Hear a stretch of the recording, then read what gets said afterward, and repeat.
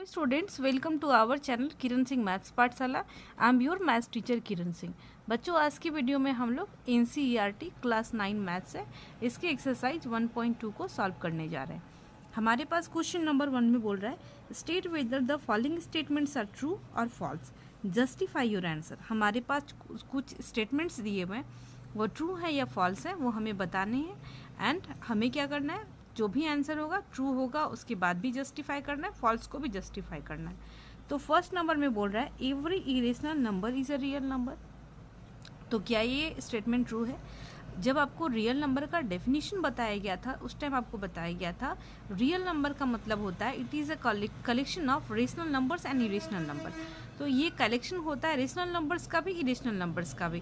तो अगर ये दोनों नंबर्स इसमें होते हैं तो ये बिल्कुल स्टेटमेंट सही है कि जितने भी इरेशनल नंबर होंगे वो रियल नंबर के ग्रुप में शामिल होंगे।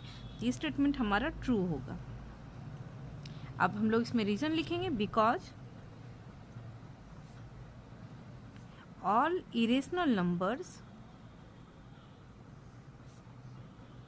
because all irrational numbers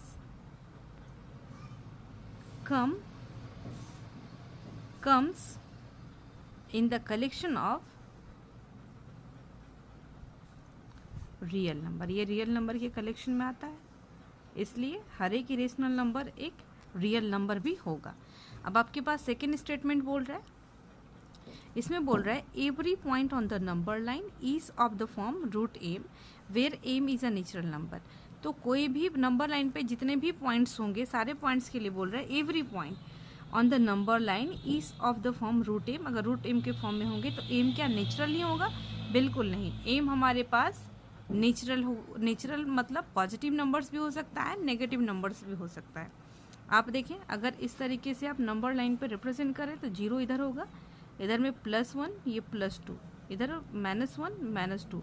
अगर √4 ये आप देखें √4 का अगर स्क्वायर रूट करेंगे तो हमारे पास +-2 आता है। तो ये आप देख रहे हैं प्लस वाला नंबर्स भी आ रहा है माइनस वाला नंबर्स भी, बट यहाँ पर आपको नेचुरल नंबर बोल रहा है तो ये स्टेटमेंट इसका गलत है। ये नेगेटिव नंबर्स को इसमें इंक्लूड नहीं करा है लेकिन ये भी होता है, तो हमारे पास ये स्टेटमेंट फॉल्स हो जाएगा बिकॉज a negative number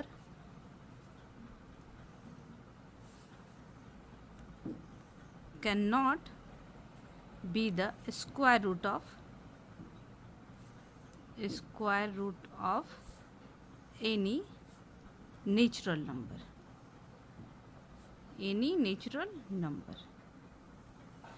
क्या हमारे पास स्टेटमेंट हुआ? False because a negative number can not be the square root of any natural number. अगर अंडर रूट अगर हम लोग -4 लेते हैं तो ये किसी भी प्लस वाले यानी नेचुरल नंबर का स्क्वायर रूट नहीं होगा। आप देखें इसमें इसका स्क्वायर रूट करने के बाद प्लस माइनस हो रहा है।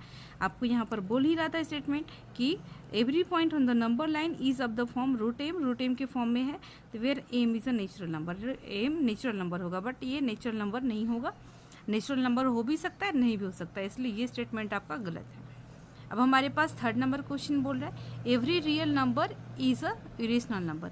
हर एक रियल नंबर इरेशनल नंबर होता है, ये स्टेटमेंट भी गलत है क्योंकि रियल नंबर में रेशनल नंबर्स भी होते हैं एंड इरेशनल नंबर्स भी होते हैं।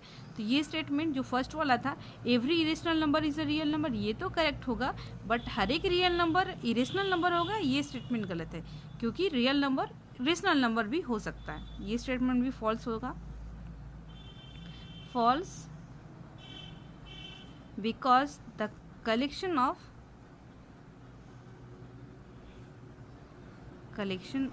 real numbers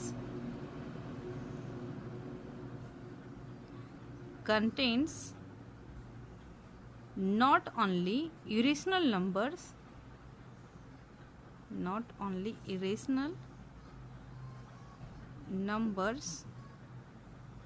but also rational numbers, क्योंकि इसमें सिर्फ रेशनल नंबर नहीं होते और रेशनल नंबर्स भी होता है।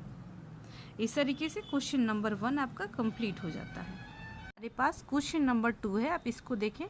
इसमें बोल रहा है so how √5 can be represented on the number line. √5 आपके पास ये रेशनल नंबर है, इसे हम लोग नंबर लाइन पे रिप्रेजेंट करेंगे। तो आपको एक्सरसाइज 1.2 के इंट्रोडक्शन पार्ट के वीडियो में बताया गया था कि जिसे रिप्रेजेंट किया जाता है करने के लिए क्वेश्चन में होता है उसे हम लोग h मानते हैं। Let h equal to √5 and base हमारे पास क्या हो जाता है, बेस हमारे पास √n-1, इसी को हम लोग √n के फॉर्म में मानते हैं। तो √5-1 √4 हो गया। 4 मतलब ये इसका स्क्वायर रूट करेंगे तो 2, यानी बेस हमारे पास जो हो जाएगा वो 2 यूनिट्स हो जाएगा। अब आप सबको पता है, वी नो दैट ये b हो गया, ये h हो गया, p हमें निकालना होगा। h² equal to p² plus b² by Pythagoras theorem, आप सबको पता है। तो h के प्लेस पे हम लोग √5 पुट करेंगे, √5 का स्क्वायर, p हमें पता नहीं है एंड b 2 का स्क्वायर, 2 यूनिट्स आया। तो 5 का √5 का स्क्वायर 5 हो गया, 2 का स्क्वायर 4, p², यानी 1 equal to p²। This implies 1 square equal to p²। p की वैल्यू इट मीन्स परपेंडिकुलर आपके पास आ गया 1 यूनिट। हमें परपेंडिकुलर पता है, हमें बेस पता है, हाइपोटेनियस पता है। अब हम लोग इजीली कंस्ट्रक्शन कर सकते हैं। सबसे पहले हम लोग किसी भी लेंथ का एक लाइन ड्रॉ करेंगे। अब देखें, किसी भी लेंथ का एक लाइन हम लोग ड्रॉ कर लेते हैं। ये हमारे पास हो गया, इसका नेमिंग कर लिए, या फिर नेमिंग नहीं भी करेंगे कोई दिक्कत नहीं, इसका एक सेंटर मान लिए। अब कंपास को हम लोग ओपन कर लेते हैं, अपने मन से आप जितना चाहे उतना ओपन कर सकते हैं। ये आपके पास हो गया 1 यूनिट, ये 2 यूनिट। इस साइड में लेफ्ट हैंड साइड में नेगेटिव नंबर्स होगा, 1 यूनिट 2 यूनिट। ये आपका ऑरिजिन हो गया O, ये आपके पास सेंटर आपके पास बीच में हो गया O, ये 1 यूनिट, सॉरी ये ऑरिजिन हुआ, ये आपके पास 1 यूनिट, ये 2 यूनिट। इस साइड लेफ्ट हैंड साइड में -1 -2। अब आपके पास देखें, बेस आपके पास कितना था 2 यूनिट्स, तो 1 1 2 2 यूनिट्स आपका इस प्लेस पे हो रहा है। तो इस प्लेस पे हम लोग 90 डिग्री का एंगल बनाएंगे। देखें 90 डिग्री का एंगल बना रहे हैं। ये हमारे पास हो गया 60, ये 120, इन दोनों के बीच में हमारे पास 90 डिग्री का एंगल बनेगा। ये देखें,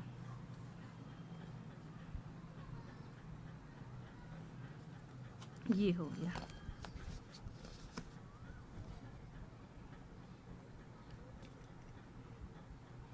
ये 90 डिग्री का एंगल बन गया। अब आप देखिए, परपेंडिकुलर हमारे पास 1 यूनिट है, तो ये हमारे पास जो मेजरमेंट है ये तो 1 ही यूनिट है। तो इस पॉइंट पे ये जो आपका पॉइंट है, इस पॉइंट को ऑरिजिन से हम लोग मिला देंगे, जो हमारे पास सेंटर है। ये हम लोग इसको मिलाते हैं, देखिए इसको इससे मिला दिया गया है। अब ये देखें, ये आपके पास हो गया बेस आपका यहाँ से यहाँ तक 2 यूनिट्स हो गया, परपेंडिकुलर 1 यूनिट। तो ऑटोमेटिकली ये हाइपोटेनियस जो है वो √5 हो गया। ये हमारा क्या हो गया, √5। अब इसको हम लोग मेज़र करते हैं। ये देखिए √5 हो गया, एंड ये लाइन को जिस पॉइंट पे भी टच करेगा ये हमारा हो गया √5। ये जो पॉइंट है वो √5 को रिप्रेजेंट कर रहा है, ये O है। मान लीजिए इसको A मानते हैं, तो हम लोग लिखेंगे हैंस OA इक्वल टू √5। इस तरीके से हमारा √5 को हम लोग रिप्रेजेंट कर चुके हैं। ये आपका इस तरीके से आपका एक्सरसाइज 1.2 कंप्लीट हो जाता है। नेक्स्ट वीडियो में हम लोग आगे के क्वेश्चंस को सॉल्व करेंगे। Thanks for watching.